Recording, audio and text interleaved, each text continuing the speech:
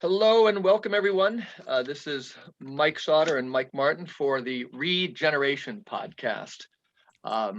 We're here with a special guest today, a guest who's promised to be with us on a somewhat regular basis. I consider him kind of a polymath, interested in so many subjects that will come up in the course of the interview today. I myself have always, people who know me know I love a great thinker, Ivan Illich, who waded into so many different fields and had so many insights in so many different fields. And I see our guest today that I'll name right now, Dr. Guido Preparata, as an intellectual in that fold, economics, cultural history, all those things. Guido, can you tell our guests a little bit about yourself in the way that you would introduce yourself? Hello, everyone. First of all, pleasure to be with you. Introduce myself. I studied economics at gunpoint. My parents forced me into it. I wanted to be a flamenco guitar player.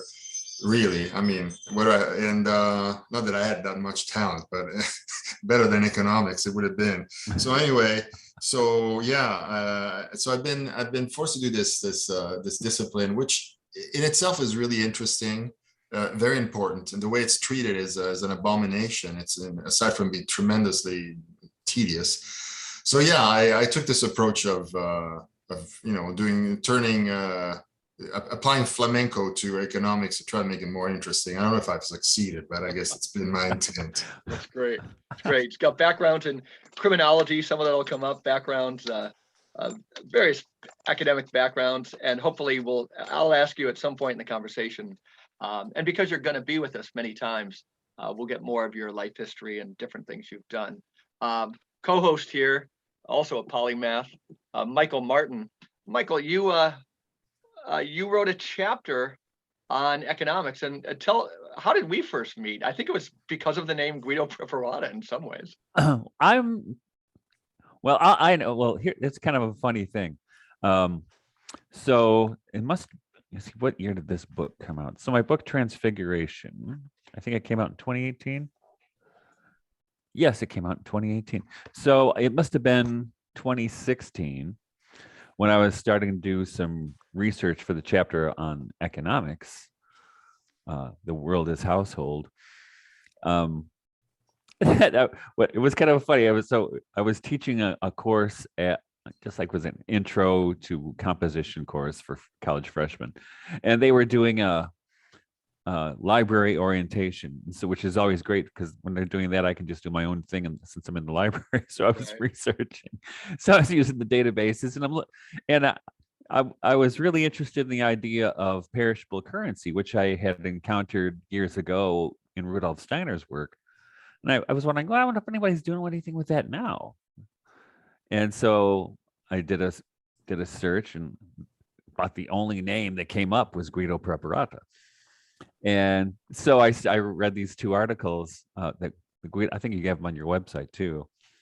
And I was totally blown away, not only because of the economics, but when Guido compared sound economics to a biodynamic farm, I was sold, since I'm a biodynamic farmer, so, and I was just inspired. And it had to be 2016, because that was the year that we had that conference at my farm, right?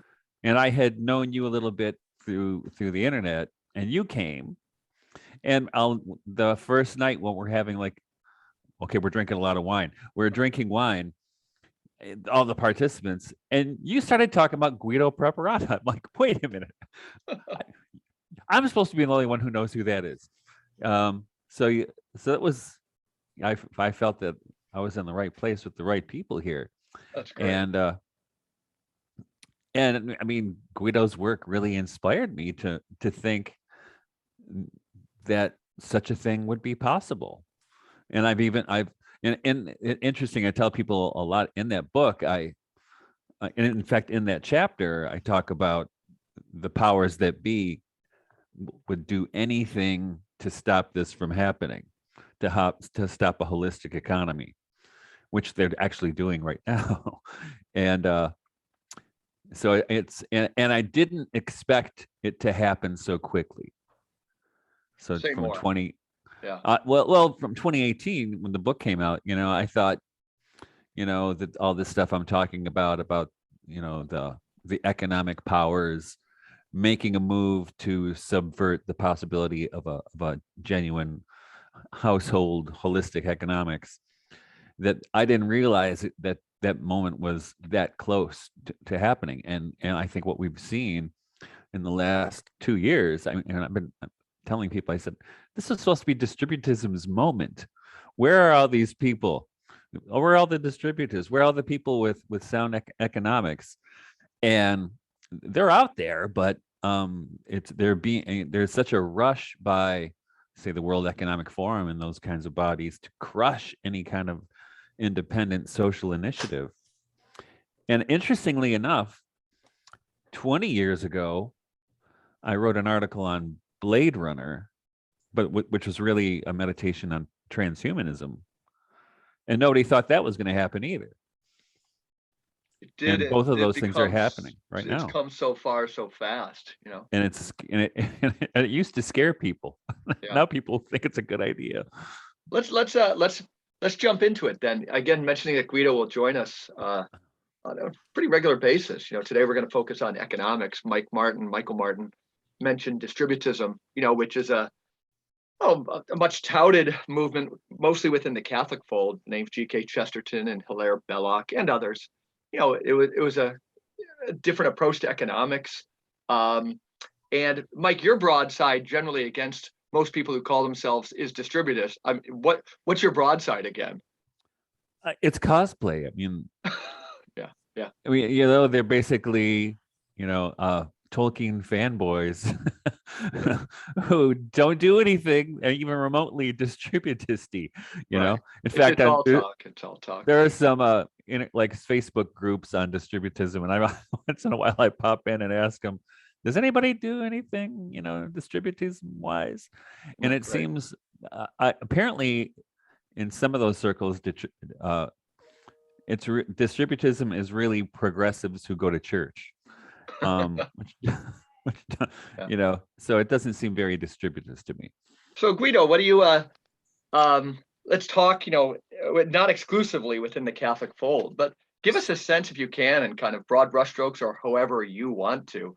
Where the people who care, like the people who aren't just rapacious capitalists or socialists, where they've been, maybe the encyclicals of the Catholic Church in the last 200 years. What's good? What's bad? What's worth saving? Distributism. Just start giving us some of your thoughts on this. It's good. It's a good question.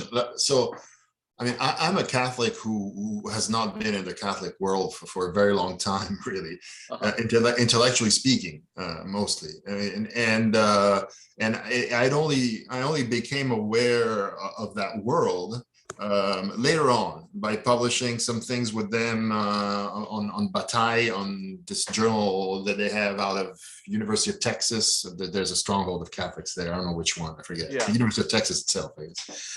And then when I joined the Gregorian, of course. The Pontifical Gregorian University, right? Yes, Yes, the Jesuit flagship university in Rome. It's Vatican City. I mean, it's not in the Vatican, but it belongs to the church, and so on. And so then, and I became and once I was in that world, then I got to talk to others and Catholic professors and intellectuals, and discovered that there is, as you say, indeed, a world of Catholic scholarly production, and it's quite surprising because it seems like those who are immersed in that world live in that world, breathe in that world as if it were, but if you're not in that world, it's as if that world didn't exist at all. And which is to say that world does not exist because it doesn't. So it's a bubble that these Catholics have created for themselves in which they live. Our world is already a world of illusion, right? And maybe we'll need a whole new session to talk about, politics as spectacle, what is reality, and so on and so forth. But it's very important as a political issue. So we already live in the matrix. So everything is really pretty much fake. Everything that we live, they create this environment for us. And within this fake environment, the Catholics has created a sub-loop of fakery within itself, where they elude themselves that there is a Catholic thought. And frankly, to me, there isn't. It's all like, it's very much, it's like an NFT, speaking of cryptocurrencies. There is no such thing.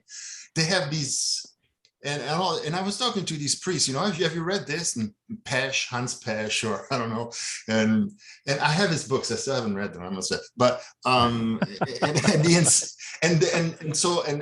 these were guys that I liked, and who could cite the encyclicals, Redus Novarum, Leo the 13th, and this, and then so on and so forth. And I read them, and I forgot them the day after, and I still not capable of citing with competence the encyclicals. I think that is a giant theology, and Catholic theology is like neoclassical economics. It's just how can I convey the delirious sentiment, the sentiment of delirium that surrounds me? Discursive and verbalistic production full of nothing. There is nothing there, nothing. Yeah. And I guess it's part of the system of filling and filling us and swelling us with all this discursive nothing. And I read this in Aleister Crowley, as a matter of fact, that one of the key things of getting people to be completely subjugated and useless and manipulable is to fill their brain with so much crap, or not even know. If it were filled with crap, it would be good, because then it would just create a counter movement of ejecting it. And no, it's to fill it with ballast so that you can't think anymore. And we see that. And this is not an attack on Catholic thought, but that's ballast, and not the worst there is, but it's so jargon, maybe like third way. The word denotes something, but nobody really unpacks it. Or distributist economics, it denotes. It's one of those things, Mike. When you look at the mirror every day and you ask yourself, and you look at take a good look, he says, aside from the way you look on that Monday morning, and then past the shock, you ask yourself, how much do I really know? And I do that because about anything. And it's an exercise that I hate to do because it chills my blood. But I do it every day because, just realize that you really don't know anything. And he says, well, that can't be true. I've just spent the last, 18 hours reading this, reading that. But what have you really read? Most of it is junk anyway. And to get us to 2 gems of very basic truth, it would be great. And so I guess it's a reflection also on the intellectualism and the kind of the discursive and soft power. We're ants in an ant heap. What are they feeding us to move us collectively? It's not just about the cudgel and to be regimented like cattle. That part is essential, and we've seen it with COVID, and always has been. We didn't need COVID to know it, but as we know, it's the best way to manipulate people is not by bludgeoning them. It's through thought. And when you think about thought and think about how many things you know, it's dismaying, right? Yeah. In fact, I'm teaching a course in the fall that it's supposed to be a course on writing theory, but I don't care about writing theory, so I'm doing it when I want to do it. And one of the things I'm making students read is Edward Bernays' book Propaganda, because it's all around us right now, right? And like you were saying, these kind of enclosed circles of blah blah blah, in academia in particular. And I just reread about a month ago Hermann Hesse's book, The Glass Bead Game. Yeah, I didn't read it. It's relevant. That's what happens. It's just this closed circle of intellectual gamesmanship, which is what academia is to me. Yeah. It doesn't mean anything. Nobody knows anything. No, but the Catholics is the same. Oh, I know. I know it's the same thing. Exactly the same thing. It's their version of the game. the glass bead game. Yeah. Yeah. What would you, that's a pretty strong critique, and I agree with it, of course, but what, No, but I mean, where do we begin, and like, what do you start to put forth? sorry, Mike, Yeah. you get like 15 of these people in a room, and the first thing they say this, as a neo-Thomist, Yes, they do. God. I mean, but anyway, what's the point? I mean, but what do we do? I don't know. I mean, what we discovered this far is that it's not going to go through confessional affiliation. It's about, getting together with, and there are a lot of people, we know that in the Catholic realm that want to do something, and as they are in every other realm, and let's just get them all in the same project to do what we're supposed to do. Sounds great. So let's start breaking it down a little bit. It seems like let's go with what Michael Martin put forth as the reason that he got so interested. Let's tell us about perishable currency. Break it down. What problem does it solve? Maybe later we'll talk about usury, or maybe that's right implicated or at the center of what you're going to say. But Yeah. perishable currency. Yeah, I remember I discovered that when I was I was in grad school. I was not past college, and and so I decided, and I read this book about the economic thought of Ezra Pound, right? Mm-hmm. And Ezra Pound, as we know, is one of those poets who didn't survive well because all of his completely threw himself with abandon in worshiping the fascists and Mussolini and whatnot, and so anti-Semitism all the way through. So he's been, I mean, even if Allen Ginsberg went back to him and asked for his blessings after, but I don't think that redeemed him publicly, be that as it may.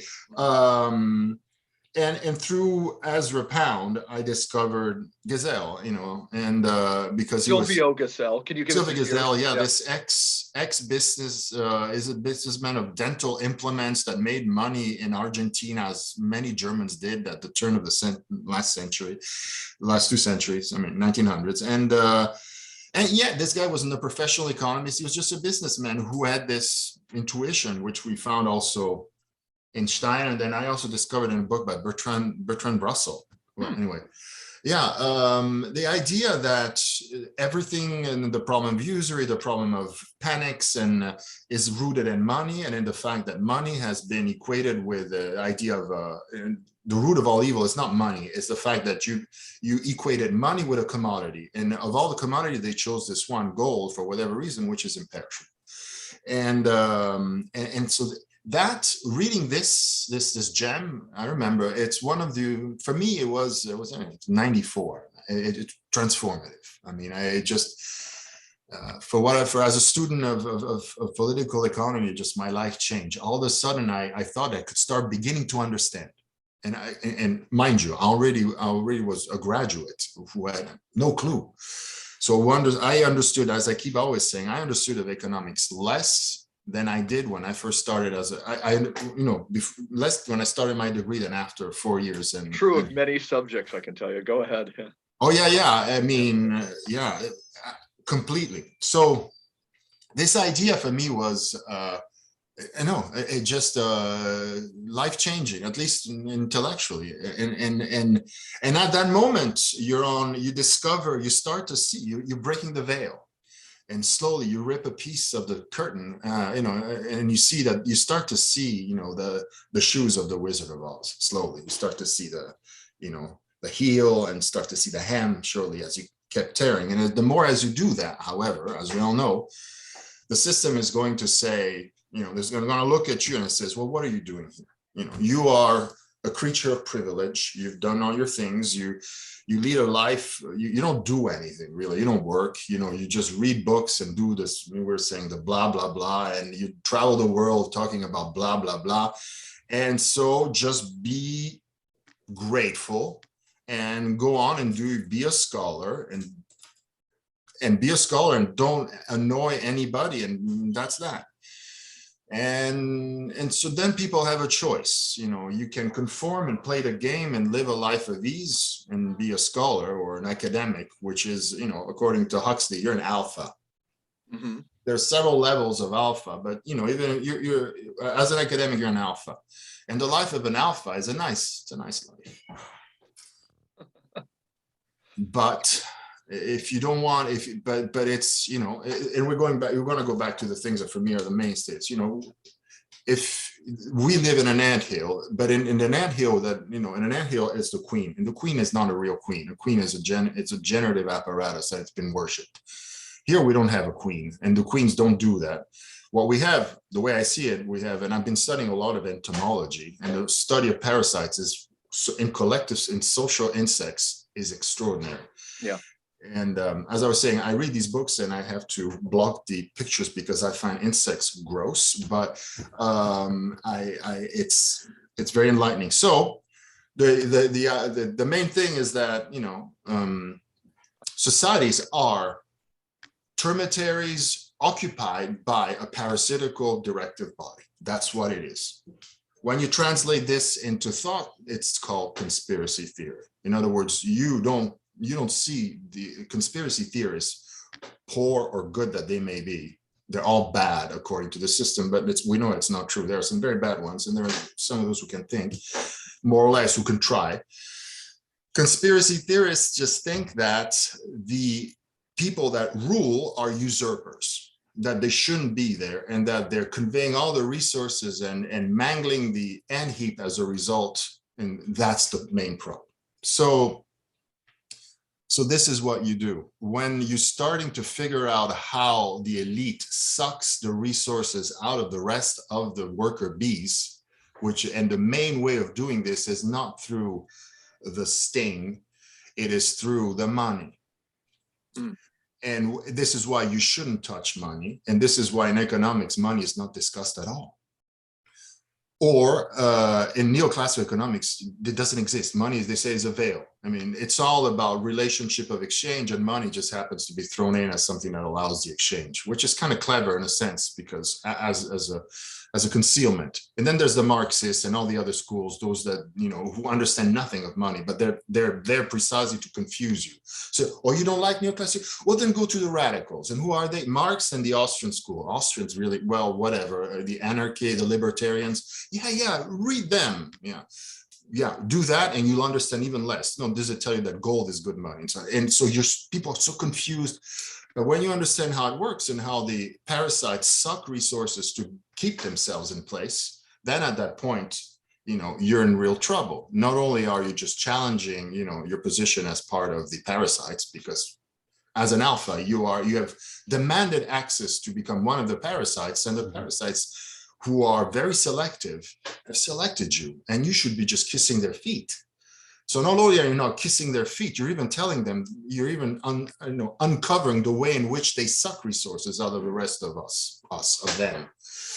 So that's what the story is. Yeah. Perishable money. Yeah, this is how it should be. It was a simple realization that everything dies, and how come the only thing that doesn't die is this thing, right? Money. Mm-hmm. Which is likened to gold. Fundamental. You find it also in Galileo. There's this famous quote that I put in one of my papers where you can sense that it was there. And it's the main fundamental revolutionary idea. Now, there are people who are on our side who say that it's not that important. You need to put the money out there in the first place. Then if you want to add a clause of perishability, maybe so, but that's not the main thing. For me, I think both are important, but you cannot, the perishability clause is essential. So once you understand this, it open avenues for us to get organized. But as you were saying before, and Michael was saying it too, you got to be very careful because they're going to stop you. And why are they going to stop you? Because if you start to take the money away from them, which is the means they use to suck sustenance from the population to them, because in the end, when you say, what does it mean that some jerk at some big corporation earns, I don't know, 1,600 times the wage of the lowest paid?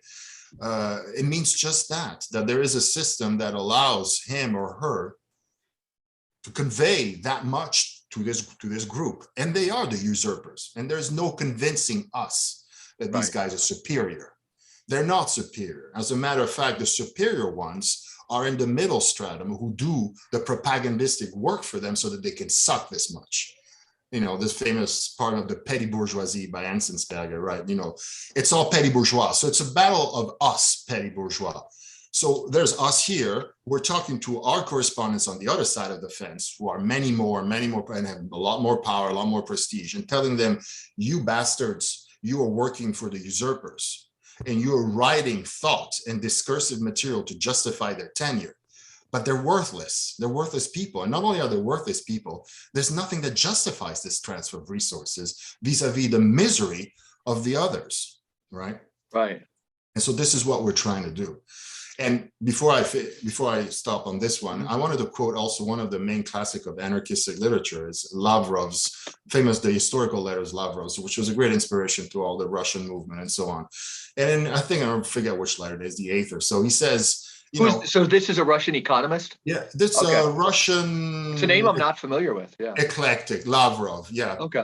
Peter Lavrov. Everybody's thinking of Sergei Lavrov, the current. No. Yeah. Okay. And Peter Lavrov says, and yeah, but on the other hand, we understand the parasitical nature. These are words that have to become embedded in our lingo. Parasites, usurping, because that's what it is. And these are etymological terms, not pejorative in any exclusively. Mm-hmm. And Lavrov says, well, yeah, but I mean, there's got to be some transfer, right? You cannot put Beethoven to work, right? Beethoven has to write symphonies. And of course, all the academics says, no, you can't do that. Meaning, you're not going to put me either, because right. We're all little Beethovens, aren't we not? I'm thinking, not sure about that, but I'm thinking about myself. Why shouldn't I work the fields? I don't want to work the fields, and I'm not Beethoven. Is there anything that justifies me not working the fields? And the answer is absolutely not. But this is a lie we tell each other. Say, no, man. And at the moment you look at the mirror, say, man, yeah, of course, you shouldn't be working the fields. You should be just reclining on this French lounge chair and read whoever, some fancy name nobody's heard. Yeah, no. And Lavrov says, well, think of Beethoven and so on and so forth. And the question he poses, it's classic. He says, yes, of course, mention all the masterpieces that you want. Faust, and the symphonies of Beethoven, and the sacred music of Mozart, and whatever you want. And or if, we want to throw in there Miles Davis and Coltrane, fine with me.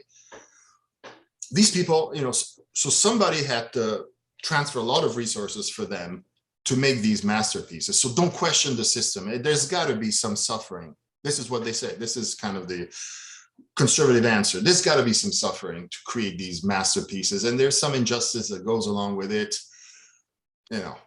And Lavrov says, yes, but was it worth it? All these holocausts and the pain and these millions dying, living these lives of crap that have left no mark on this world, have lived miserable, killed by stress, killed by this, killed by illness, just to feed all these parasites, and on the side, a Beethoven and a Mozart. Was it worth it? And the question is, Lavrov is ambivalent. He says, possibly, but it was an extraordinary price to pay to listen to those two symphonies. And it makes you wonder if we were able to play a record with all the screams and pain of those who have died in agony to make those things possible. You might even say at the end, that for as much as some of Mozart's sacred music just makes you cry every time, it was probably not worth it, considering the pain. So in light of these problems, maybe how do we get Mozart to compose without inflicting so much pain on the rest of the anthill? I guess this is the question for us. Great. Right. And whatever answer we give to it, it has nothing to do with what these guys these days are doing in power. They are, light years away from this. And they're doing what I call, the usual thing I call modern, hyper-modern. They say they have rethought everything. They say they're sorry for killing the natives, the Indians, whatever, and this and that.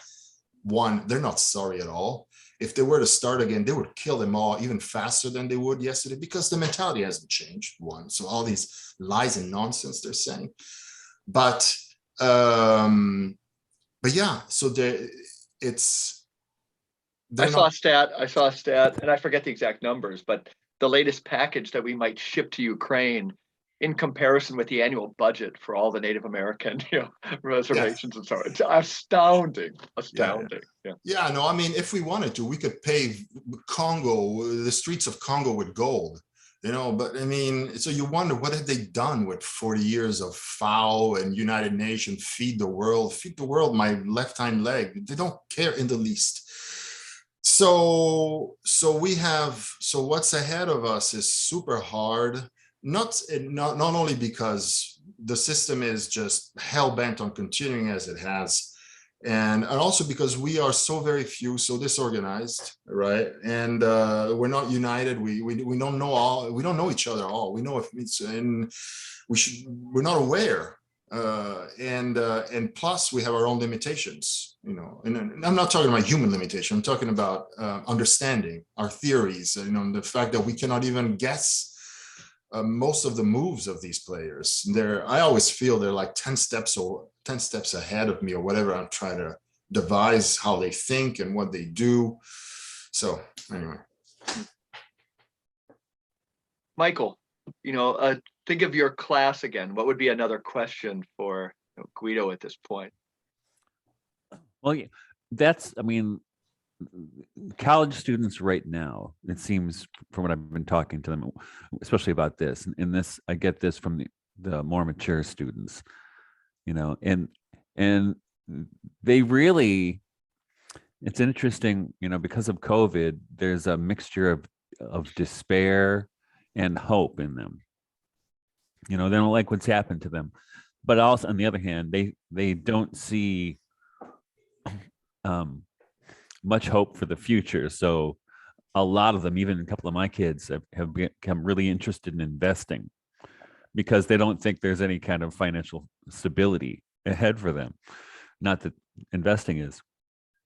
And when I mention perishable currency or, kind of these kind of Christian anarchist principles toward finance and economy, they're always a little first taken aback because what'll happen if it perishes? What's going to happen to the value of my money, right? So they get a little freaked out, but on the other hand, they're intrigued because they want something, they want something whole. In fact, last time Mike and I talked, he mentioned that his son has friends who are all getting interested in astrology, and I think it's because they want to live in a universe that means something, that has substance, and it speaks to them in some way. And I see that with one of my students, actually, who was raised with no religion, and she contacted me yesterday, and she wants to study divinity in graduate school because she finds this search for meaning important to her. So my and the reason I wrote that book, but is how do we create, even if we just create like small scale healthy economies, for instance, where I live, there's a lot of Amish people. There's a couple of Amish communities, and I do a lot of business with Amish communities. I use Amish butchers and poultry processing and carpenters when I have to, and they seem to have a pretty healthy economy. And even though we're still using the man's money, right? we're still using the man's money, and that's going to be a problem for me. I don't see how we're going to get disentangled from that yet. But they still seem to have, there seems to be a kind of flourishing in those Amish communities, not only with their relationship to business and farming and money, but also their relationship to family. And they got, they have flourishing bank accounts, and they have flourishing families. They have, 8, 9, 10 kids. So how does all this, I mean, how do we? So, but what do they live off, the Amish? Different. Some of them carpenters. Like this one guy, the butcher I use. He employs, I don't know, 5 or 6 people. They're full time But you say they depend on demand. What do you mean by that? They're still using American currency, right? Well, okay, all right. Yeah. But they managed to survive. They're a self-contained unit. They are. They're as close they're as close as I've seen to what you describe. Yeah, I have a lot of Amish who surround me here in upstate New York, and Yeah. a lot of the dairy farms will, quite often you send a car to pick them up, but they come and build the best structures for new parlors, and a lot of people roofing, things like that. But in addition to their own farming, here near where I live, every high school kid goes. There's an Amish farm that sells kind of their own donuts on Saturday mornings, and Livonia High School. All the kids drive out there and get them real cheap, super sweet, and they buy other assorted crafts and goods when they're out there. Maybe there's a lot to learn from them, I suppose. I suppose so. Yeah. Kind of decentralized. Another aspect of them is, they're kind of decentralized, but they still have some homogeneity, in real community, which is a lesson we need to learn, a different way of doing the world other than the nation state. Yeah. So say more.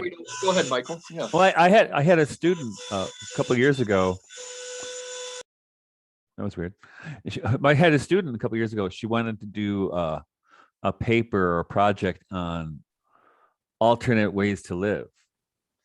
Because this is at the beginning of COVID. I mean, she was really trying to pull out of it, and so she decided she wanted to do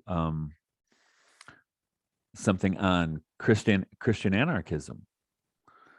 And I said, well, what got you interested in that? I said, I'm kind of Christian anarchist. And so she got really interested, and she investigated, all these alternative economies within the economy, and alternative lifestyles. It wasn't only the Amish she looked at. There were some other things. I can't remember what else she looked at, but intentional communities, like Bruderhof and Bruderhof kind of stuff. Yeah. And these are just usually kids from non-religious backgrounds, or kind of the nuns, right? And yet they're drawn to the communal aspect of it for sure. And like Mike's son's friends, there's a cosmological dimension to it as well. So and we can call it a spiritual dimension. So it's not only communal, but there's a spiritual thing that they're looking for as well. And I remember, I think I read in Steiner where Steiner describes currency as like water, like money is like water, and it's got to flow through the system. And if it stops flowing, it'll stay in one place. And just like water, when it stays in one place, it gets rotten and disease ridden. So it's got to keep moving to keep healthy. And as it runs through the system, it replenishes everything, just like with perishable currency, right? If it's got to move, it's got to move. So, and it gets to move in it, and it goes other places, and it runs through the system where more people than just Bill Gates can benefit from it. At least that's how I understand it. Guido, use what Mike said about the importance of circulation in money is to say more about like what perishable currency could do for an economy. Yes, hold on, just some noise here. Just let me try if I can block it. Sure. Just a second. No problem. Michael, so this is a good time for me to mention too. You were talking about blood and circulating. You're the editor of a journal, Jesus the Imagination, and it's been published. People can find it on Amazon. I have an article coming out, I think, in the next one that's on usury, and it mentions perishable currency. But in that, I quote a person, kind of a hero of mine, Leon Bloy, great French kind of apocalyptic writer who Pope Francis quoted in his first homily after he was named Pope. But Leon Bloy always equated blood with money. He said when you read the Bible, every place you see the word blood, you can substitute the word money. And every time you see the word money, you can substitute the word blood. And one of the upshots was that, again, it has to circulate, like blood. And when when it doesn't circulate, the problem of hoarding. What does this make you think, Guido? Yeah. As I said, for me, it was just it's the most revolutionary idea that I encountered, socially speaking. I wish I had thought of it, but it's so amazing, and it just strikes me. It strikes me why it hasn't blown away more people, because that's where the I guess 90% of the solution lies, if not all of it, in reorganizing around that. And of course, the circulation and the idea of setting up a system where all the innovations that we have now, electronic innovations, it's exactly where we should be going with electronics wise. In other words, to give the money the least amount of physical properties as necessary, which is what Gazelle said. It's a symbol, because money is a symbol. Right. This is why the crypto guys, are that part they completely understand, and they're very advancing on that thing. But that's how it should be. And all those advances, that money is magnetic impulses in a circuit. That's how it should be. So all those ideas work in our favor. And then it's the gold part. It's the gold part that we have to fight, because that's what's used instead.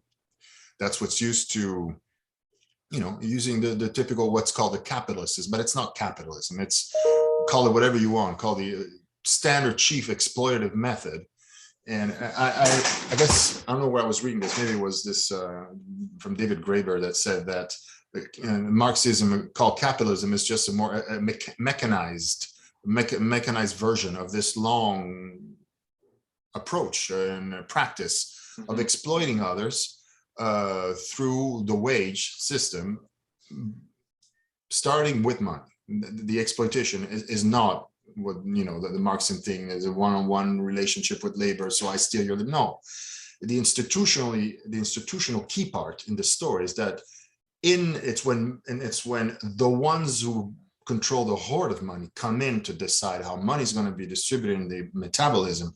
That's when it starts. Yeah. And how do they do this? And by appropriating and making everything scarce, because then you're able to extract monopolistic rents. And this is what all business is about. It's not about competing. It's to compete to destroy, so you can start to monopolize and charge a lot for something that it's always the same thing. And this is how economics should be taught. The first thing you want to do is to enclose and appropriate, make it proprietary, and charge you for it. Why? Because aboriginally, the first one who started this, generally was an agriculturalist, had to pay to put his wares on the market versus gold. The one died, what he had died, the gold didn't, hence the usury. That's what, and astonishing, and you were asking me about the church. I went to the Catholics thinking that this was going to be a great success. The church has been talking about usury and trying to regulate usury for centuries. You went to the church at pretty high levels, right? Yeah, and people who had the intelligence to understand. They absolutely, and who had the channels to the Pope, for that matter. But they said this, and they understood. And they understood immediately, but they said the first thing, as I told you, the first thing they told me is get yourself a good lawyer to make it happen, because they immediately saw, because they understand everything, and they understand very much the worldly realm, and this is an encroachment upon the way things are organized. You start to take away from them their blood, they're gonna come after you at some point. Do you think directing maybe some listeners at this point, famously, if people want to hear how this has been tried, because I'm convinced some people would be thinking that it has been tried. Do you think that the lessons, do you want to talk about that? There's YouTube videos about the Wurgel experiment. Yeah. There's lots out there if one wants to look for. Yeah, it's very little. Give people some pointers, where to look to learn a little bit more about it. Yeah. There in the mythology of people who are enthused by this thing. There are two, Schwannenkirchen, and Wurgel is the other one. One in Germany, one in Austria. Can you spell Wurgel? W-O with the two dots. Yeah. RGL. Okay. So and I think if you just put a YouTube search in there, you're going to find there's actually a screenplay about it, but also just black and white videos about the experiment, and it was a threat. It was a threat. It had to be shut down immediatamente. Because it works so Actually, well. no, No? it flew under the radar for a while. Okay. And the way it worked is also it's a great story because it meshes with the Steiner story. The Yeah. reason so this borough, which depended on a coal mine, was devastated by the crisis. I mean, the whole city was unemployed. So the mayor or What somebody, happened to the mine? Or was it just the it Great closed Depression? down. Everything okay. closed down, and Yeah. so because there were because no money was coming from the central, and so from the banking consortium, whatever. And so somebody had read Gazelle and told the mayor or the mayor himself, I don't remember, said, well then screw this. I mean, and we're going to issue our own currency, and we're going to actually not only are we going to issue our own currency, we're going to use the method preconized by Gazelle himself, to affix little stamps that denote the fact that the bill that you were exchanging was losing money every week or every month. You put like 12 little stamps. So this was a very rudimentary way of doing it. Nowadays, electronically, you wouldn't do it that way. But anyway, the story that we read is like, it's the myth of one of the founding myths of the currency, perishable currency people, and apparently. The city bloomed back into activity in a matter of I don't know, not even weeks. Not only that, it went so well, the mine reopened, it went so well that they're starting to having public works, repaving the streets. There was enough. But I'm not surprised, of course, the resources are there. Why shouldn't it work? Right. If you have people there that are just out of work, that are just going crazy because they're not doing anything, they're starving to boot. I mean, they're not eating. I mean, and so of course they're going. And so and then there's the story. So there was a mine. So why I say Steiner? Because Steiner says if you want to jumpstart this, it starts with the earth. And there you go. You had the mine, and so everything. And then everything, paving the roads and everything was just fantastic. And sure enough, one of these bills jumps and exits the circuits and starts to be used as a means of exchange with like some peripheral other business. Okay.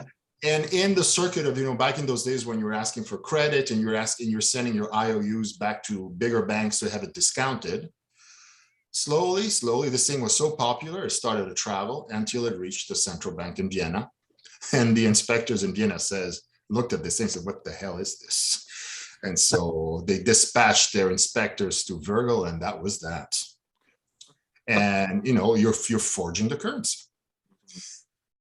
So when I see, and so the story is just an exemplary story that just summarizes it all. And so I have no doubts, So on the one hand, we're going to have to, if we want to do this, we're going to have to understand, one, how to do it.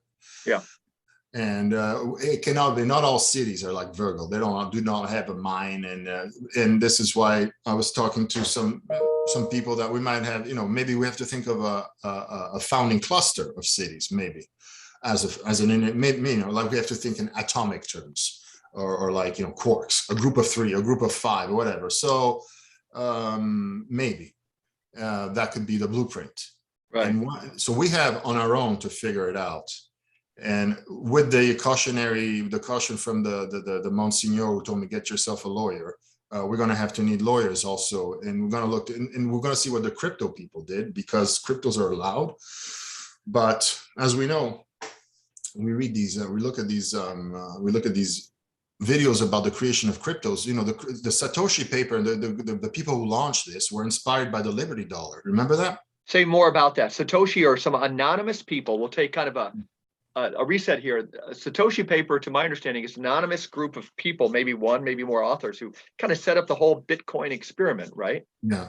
And it was very strange, because first of all, they're anonymous, and then that they got so much attention so fast. So obviously, who knows the nature of that operation? People say nobody knows, and it doesn't really matter. And I'm saying nobody knows, but it really does matter. Because I would think it would matter. I would want to know, because it says a lot about the system in which we are. They could resurface at any moment, right?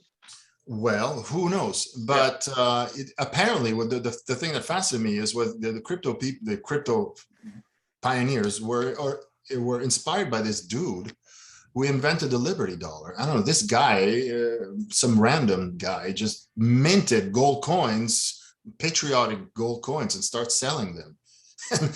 and just like in Vienna, the Fed said, "What are you doing?" Yeah. And it was last thing I saw, I don't know what happened, but they put him in jail for 22 years. I mean, Really, I have not heard of that at all. Wow. I don't know if he's, I know I the don't know if Liberty he Dollar served them. idea. I mean, it's Yeah. like this is the kind of sentence you pass on Hannibal Lecter, you know? Yeah. And yeah. So, and so inspired by the Liberty Dollar, gold minted coin, not minted from the Fed. So they came up with this idea. But then again, the whole story, one has to see, is very interesting how the regulation got into cryptocurrency, and now the big players are in on it too, with the, not so much with the currency, but with the blockchain, the way in which they do the peer-to-peer. Anyway, so going back to us, yeah, so these are the kinds of things that we need to address. Also, because we all know, I mean, in a certain sense, the game is up. I mean, we know that the statistics about employment are completely faked. In Italy, imagine Italy and Spain have a youth unemployment of 50%, something like that, official. Yeah. Okay, so that means it's 75, and that figures, you know. Yeah. So you got a degree. So when you say the game is up, to get concrete, you see a crash happening? What? I don't know if the crash is happening, but I guess, and you know, and Michael was telling about his students. Everybody knows that all these promises, and I hear this also in the lingo of the schools. We're forging leaders, and then harnessing leaders. I mean, give me a break. All they're doing is recruiting people who are good at tech stuff, and the rest be damned.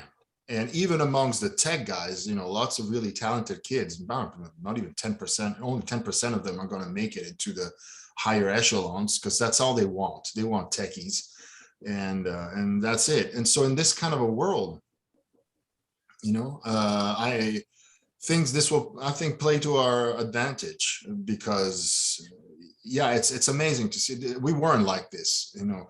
Our generation, we were facing similar problems, but we had more hope. These new guys, they have none. I can concur with that. You know, from 20 years in campus ministry, I'm now working in a public school part-time. I've worked around young people.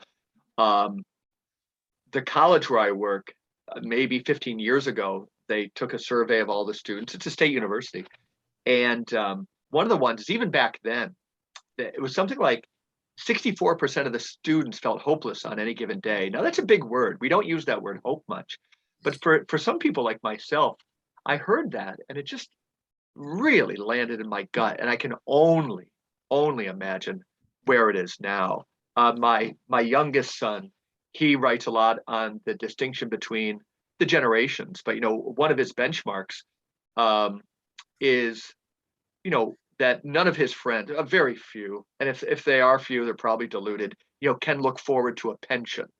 So what that, you know, how that changes the rest of the way you look at everything, you know, your work life, if the idea of a pension is ruled out even beforehand, it's a completely different worldview that separates the generations. He wants to say, you know, that meme culture is super involved in his generation, because that younger generation is seeing through so many of the games, so that memes online, you know, capture duplicity. They capture outright lying, you know, where they have a picture of somebody saying something, and we can capture in a meme that the exact opposite is happening. And he said that, you know, even though it's hopeless, it's keeping them somewhat sane, you know. Amused, yeah. Yeah. Yeah. Yes. Yeah. Fascinating. What do you think, Michael? Do you have a question? Because I was also going to ask Guido about at some point, you know, I want to give it to you, Michael, but I'd like, you know, famous within Catholic circles too, Guido. You know, you have this line that the social justice teaching is the greatest kept secret in the Catholic Church. But specifically, you know, if we're looking, you know, a lot of people recognize where we're going, but the Mondragon Corporation in Spain, right? That's a benchmark for a lot of people. You know, it's a company that's, you know, it's separated in different things. You know, the leaders can't make more than a certain percentage than the lowest base employees. Is that something you've looked into, you know, and do you think there's lessons we can learn from it? Is it something you've not looked into too much? No, I have. I read that great book called Adam Smith's Mistake, which is about the Mondragon. And anyway, yeah, it was great. I love that book. And I have a friend in the Basque Countries, but he tells me that they're still there, but I don't know, they've been co-opted somehow. But it's definitely, it's like the Amish. I mean, I think we should collect everything. Maybe take a trip to the Basque Countries again and go and talk to those folks. You that are close to the Amish, maybe take a picture of what they do. I think we should take everything from everybody where we know of it. And yeah, I don't remember the specifics of the Mondragon project, but I thought it was great. And it's always the same idea, you know, right? Small communities, self-contained microcosm, and then federation of free cities, which is the anarchistic impulse. And you know, and yeah, and that's the only way to go.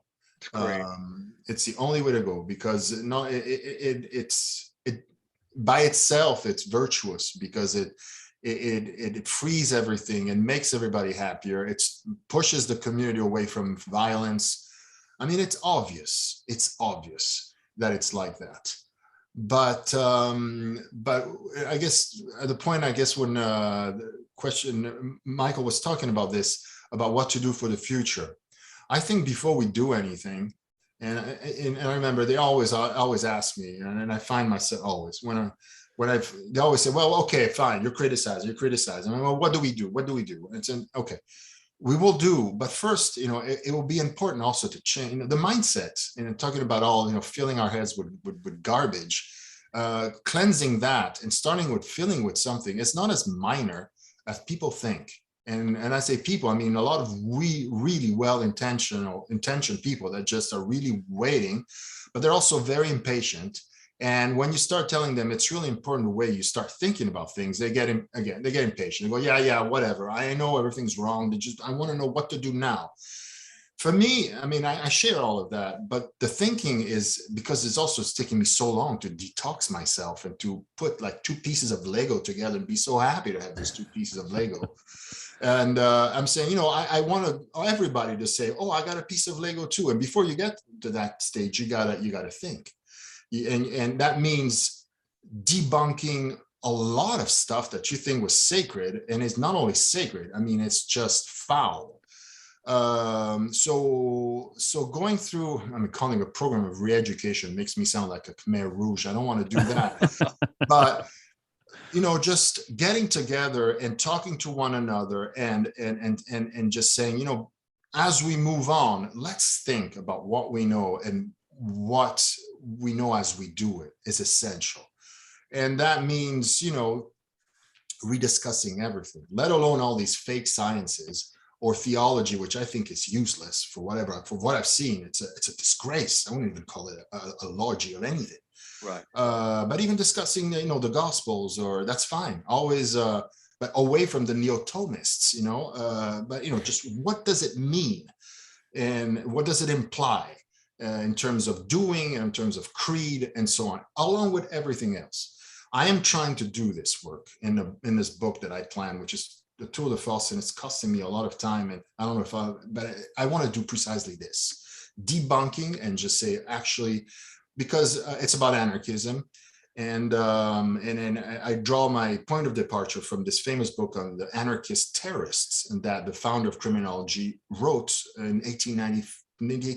That's Lambrusco? No. Lombroso, yeah. Oh, Lombroso. Yeah, who's now has been completely discredited because he was, you know, because of his physiognomy approach to criminology. Okay. But he did that, but he did many other things, and beautiful, including this work.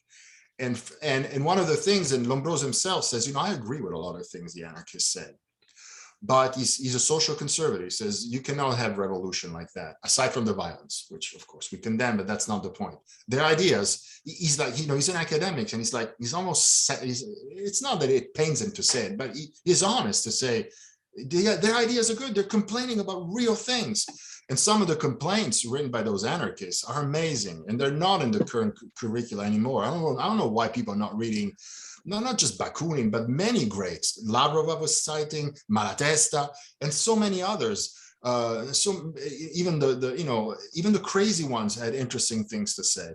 So, and that's an extraordinary body of literature, which is generally treasured by few anarchist antiquarians, but it should be in the mainstream. And one of the things, and even Lombroso himself says, you cannot have revolution like that. It has to be progressive. It has to be from within, and revolutions are slow. So he's talking like an academic who's well entrenched, even though he tries to do his best not to associate with them, because he see how parasitical they are, but he's still one of them. And Lombroso, I look upon him with favor, because not only was he a genius, and he was not a bad person. He was part of the establishment, but nevertheless. And but it's essential. It's essential that. My point was that, and yeah, he said. But so their ideas are right. Their complaints are right. It's true what they say about misery, about inequality, about violence. It's all true.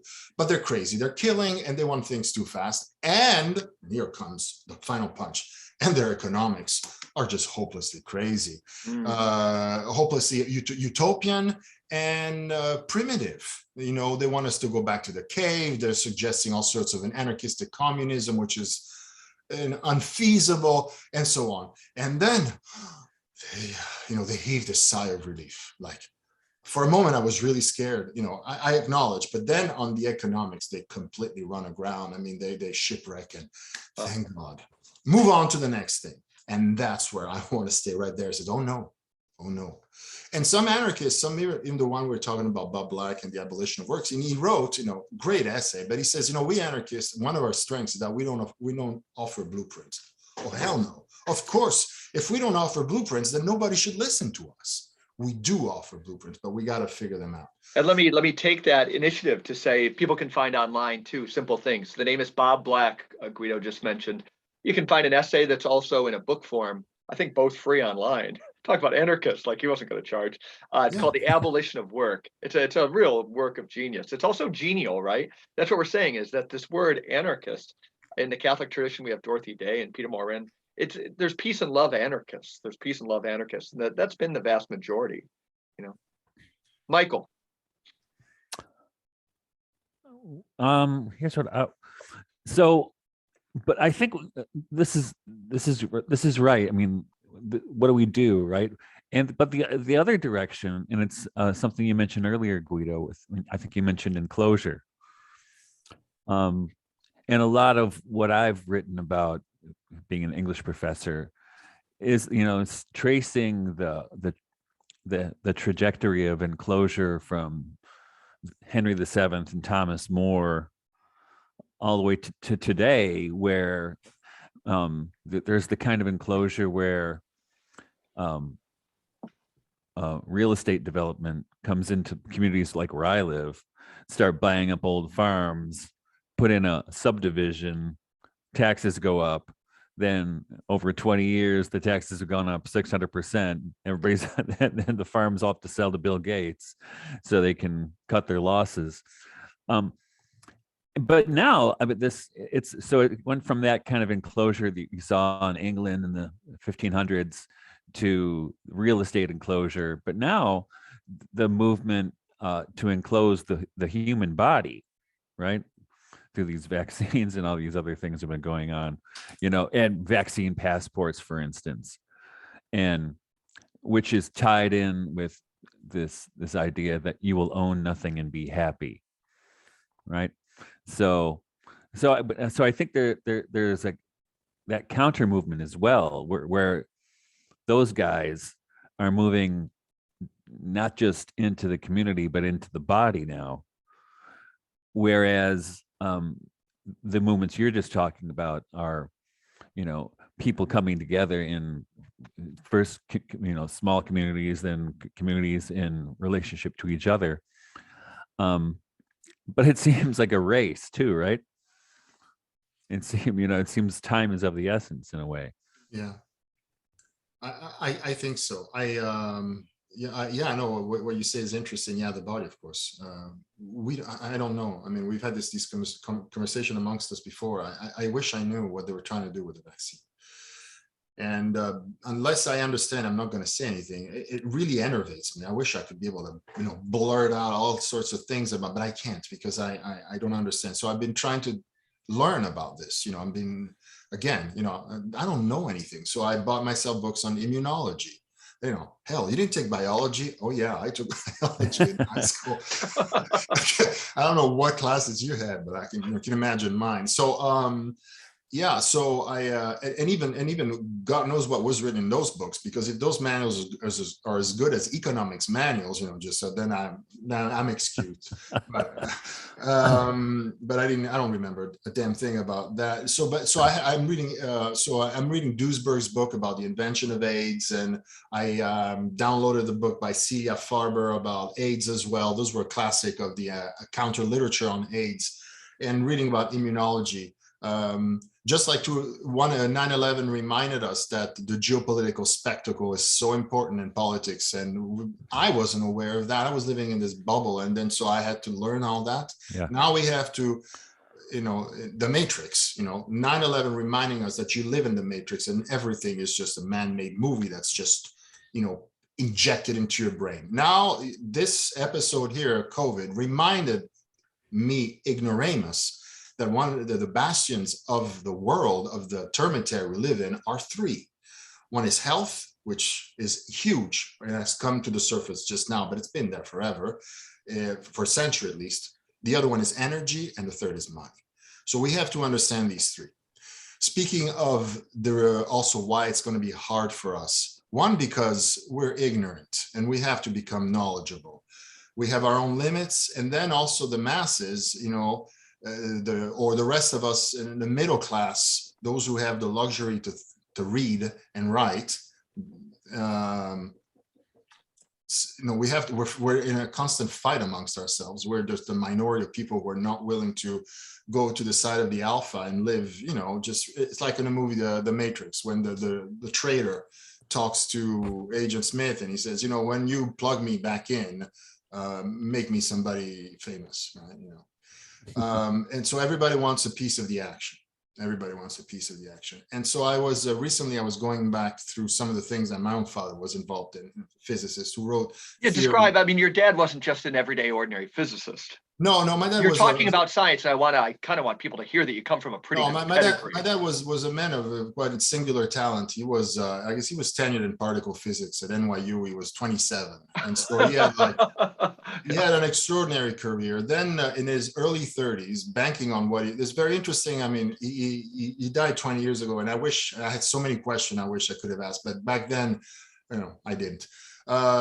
He thought he was so irreplaceable, that they deserved 5. He told me he was counting on his finger, at least 5 Nobel Prizes for what I've done.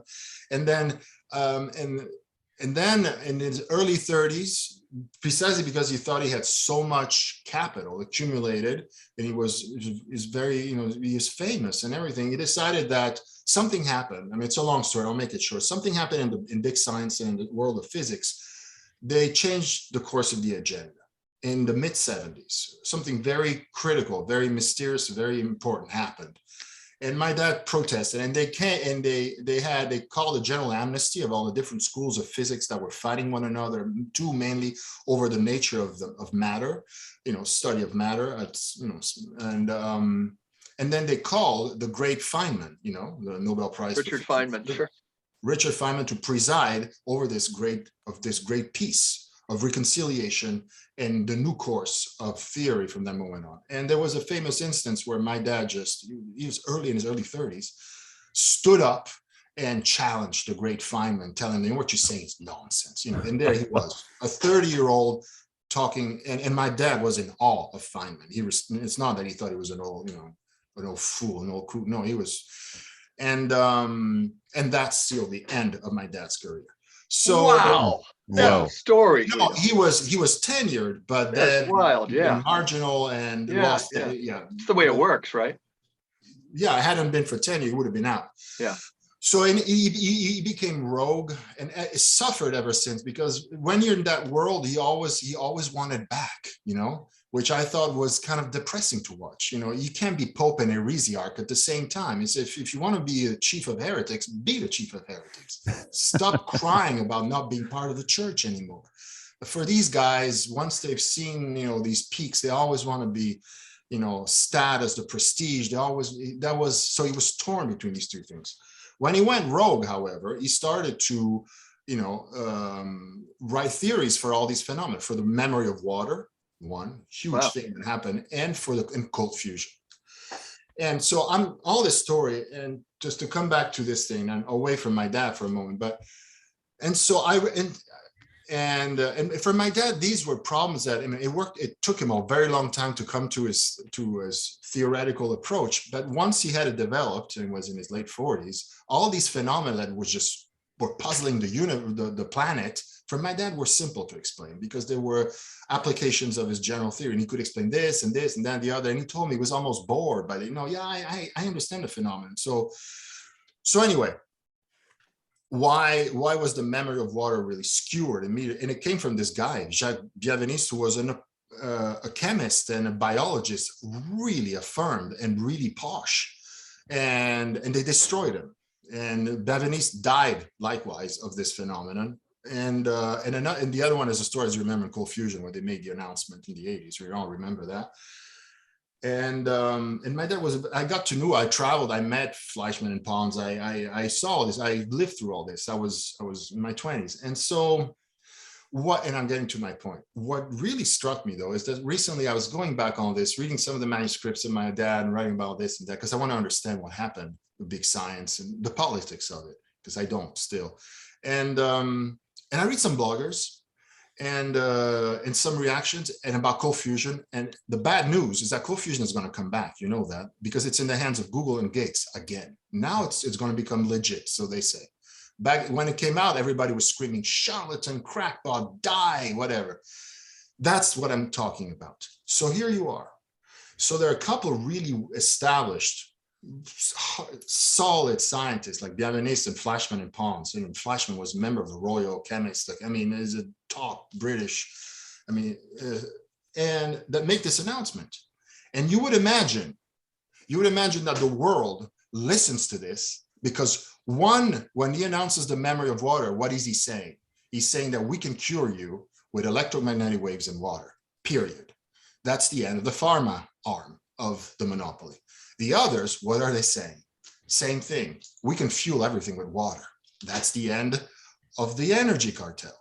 Whoa. That's the reason why they kill them, de facto.